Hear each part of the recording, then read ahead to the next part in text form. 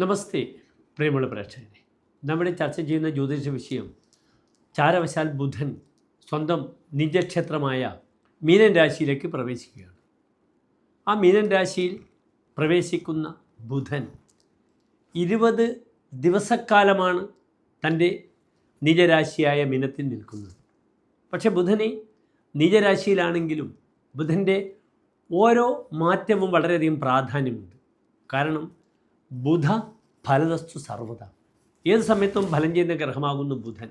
അതിനാൽ ബുധൻ്റെ ഈ അരിഷ്ടതകൾ, നീചരാശിയിലേക്കുള്ള സ്ഥിതി എപ്രകാരം ശുഭാശുഭ ഫലത്തെ പ്രദാനം ചെയ്യുന്ന വിഷയമാണ് നാം ഇവിടെ ചർച്ച ചെയ്യുന്നത്. ബുധനെ കൊണ്ടാണ് എല്ലാതരം വിദ്യകളും നാം ചിന്തിക്കുന്നത്.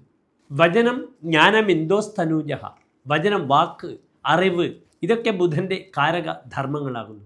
ബുധനെ കൊണ്ടാണ് വിദ്യയുമായി ബന്ധപ്പെടുന്ന എല്ലാ പ്രവർത്തനങ്ങളും, ടെക്നിക്കലായ സ്റ്റഡീസ്, പ്രിൻറ്റിങ് മുതൽ എല്ലാ മേഖലകളിലും ഒക്കെ ചിന്തിക്കുന്നത്. ഫോറൻസിക്കുമായി ബന്ധപ്പെടുന്ന സ്റ്റഡീസിനൊക്കെ തന്നെ ബുധൻ ജ്യോതിഷത്തിൽ നല്ല സ്ഥാനത്തായിരിക്കണം. ഈവൻ ഒരു ജ്യോതിഷിക്ക് ബുധൻ നല്ല സ്ഥാനത്താണെങ്കിൽ മാത്രമേ നന്നായി ഫലപ്രവചനം നടത്തുവാൻ കഴിയുകയുള്ളൂ. അത്രത്തോളം ബുധൻ ദ ഇൻ്റലക്ച്വൽ പ്ലാനറ്റ് എന്നാണ് വിശേഷിപ്പിക്കപ്പെടുന്നത്. ഈ ബുധൻ അത്രയധികം ദുർബലമായി നീചരാശിയിൽ നിൽക്കുമ്പോൾ എങ്ങനെ ഈ ബുധഗ്രഹത്തെ നമുക്ക് സന്തോഷിപ്പിക്കാം? ഓം ലക്ഷ്മി നരസിംഹ മൂർത്തയേ നമഃ എന്താകുന്നു ആ ശക്തമായ നരസിംഹ മന്ത്രം. ഓം ലക്ഷ്മി നരസിംഹ മൂർത്തയേ നമഃ. ഉഗ്രം വീരം മഹാവിഷ്ണും ജ്വലന്തം സർവതോമുഖം നൃസിംഹം ഭീഷണം ഭദ്രം മൃത്യുമൃത്യുർ നമാമ്യഹം എന്ന നരസിംഹ മന്ത്രം ഇവിടെ നിർബന്ധമായും എൻ്റെ പ്രിയമുള്ള പ്രേക്ഷകർ ഉരുവിടുക. ബുധനെ കൊണ്ട് ജ്യോതിഷത്തിൽ ശ്രീരാമാദ്യ അവതാര വിഷ്ണുര് ഇതരക്ഷേത്രേഷു ചന്ദ്രാത്മജ എന്നാണ് പറയുന്നത്. വ്യാഴം മഹാവിഷ്ണുവാകുന്നു, ജീവോ നാരായണ. പക്ഷേ ബുധനെ കൊണ്ടാണ് the incarnation of Lord Vishnu, അവതാര ദൈവങ്ങളെ ചിന്തിക്കേണ്ടത്. ശ്രീരാമൻ മുതൽ കൽക്കി വരെയുള്ള 10 അവതാരങ്ങളെയും നാം ചിന്തിക്കേണ്ടത് ബുധനെ കൊണ്ടാണ്. അതിനാൽ പെട്ടെന്ന് ഫലം ലഭിക്കാൻ വേണ്ടി ഞാൻ പ്രത്യേകിച്ച് പറയുക, ഈ ബുധൻ്റെ നീചരാശി സമയത്ത് എൻ്റെ പ്രിയപ്പെട്ട പ്രേക്ഷകർക്ക് നരസിംഹസ്വാമി ക്ഷേത്രത്തിൽ പാനകം, തുളസിമാല, ഭാഗ്യസൂക്ത പുഷ്പാഞ്ജലി അല്ലെങ്കിൽ സുദർശന പുഷ്പാഞ്ജലി വഴിപാടായി സമർപ്പിക്കാവുന്നതാണ്. അവിടെ നരസിംഹസ്വാമിക്ക് മേൽപ്പറഞ്ഞ വഴിപാടുകളൊക്കെ ചെയ്ത് നന്നായി നരസിംഹ മന്ത്രം ജപിക്കണം. ഓം ലക്ഷ്മി നരസിംഹ മൂർത്തയെ നമഃ എന്ന മന്ത്രം. ഏതായാലും ഈ ബുധൻ്റെ നിജരാശിയിലുള്ള മീനൻ രാശിയിലേക്കുള്ള ഈ മാറ്റം 20 ദിവസക്കാലം എപ്രകാരമാണ് ശുഭാശുഭ ഫലങ്ങളെ പ്രദാനം ചെയ്യുന്നത് ഓരോ രാശികൾക്കും എന്നാണ് നാം പരിശോധിക്കുന്നത്. ബുധൻ 2026 ഏപ്രിൽ മാസം 10-ാം തീയതി മുതൽ ഏപ്രിൽ മാസം 30-ാം തീയതി വരെയുള്ള 20 ദിവസക്കാലമാണ് നീചരാശിയിലേക്ക് പ്രവേശിക്കുന്നത്. മീനമാസം 27-ാം തീയതി മുതൽ മേടമാസം 17-ാം തീയതി വരെയുള്ള 20 ദിനങ്ങൾ.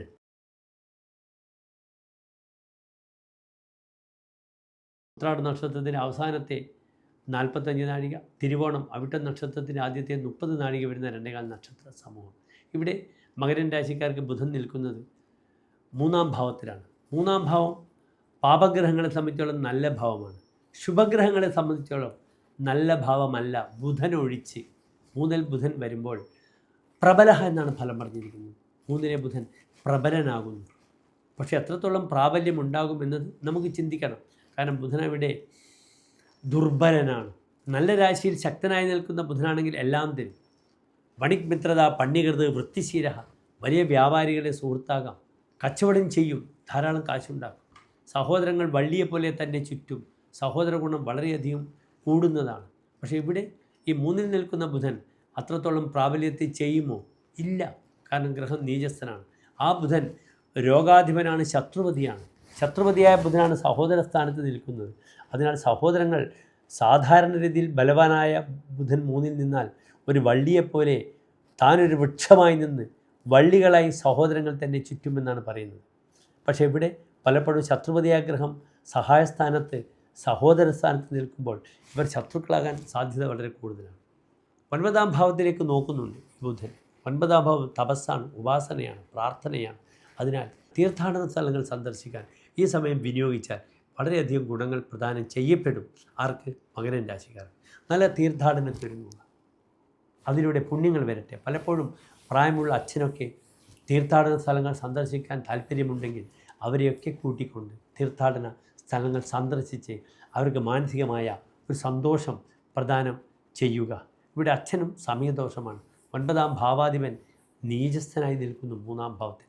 അതിനാൽ അച്ഛൻ്റെ ആരോഗ്യ വിഷയം ശ്രദ്ധിക്കണം. പിതാവിൻ്റെ പേരിൽ മൃത്യുഞ്ജയ ഹോമമോ മൃത്യുഞ്ജയ പുഷ്പാഞ്ജലിയോ കഴിപ്പിക്കുന്നത് വളരെ ഗുണമാണെന്നറിയുക. നന്ദി, നമസ്തേ.